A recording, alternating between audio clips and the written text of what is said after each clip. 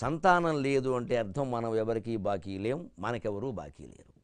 అంచేత జ్ఞాన జీవితాన్ని జీవించే అవకాశం భగవంతుడు మనకిచ్చాడు. జ్ఞానులుగా బతికి మోక్షం పొందే అవకాశం మనకిచ్చాడు. సంతానం లేని దంపతులకి నేను శిరస్సు ఉంచి నమస్కారం చేస్తున్నా. మీరు పుణ్య దంపతులు.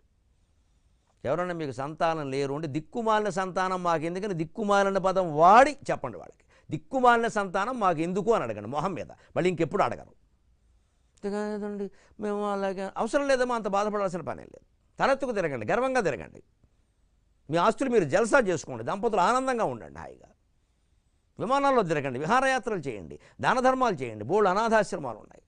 అంతగా కావాలంటే ఓ ఇద్దరిని తెచ్చి పెంచుకోండి. లేదు అక్కడ పెరిగే అవకాశం కల్పించండి. ఆ బంధాలు కూడా మనం పెంచుకోవద్దంటే అలా చేయండి. హాయిగా జ్ఞాన మార్గంలో ఉండండి. మంచి సత్సంగం చేయండి, మంచి పుస్తకాలు చదువుకోండి, యోగ వాసిష్టం చదువుకోండి. ఇద్దరు కూడా రామకృష్ణ పరమహంస శారదాదేవిలా ఉండండి. వారికి సంతానం లేదు. నా దృష్టిలో సంతానం లేని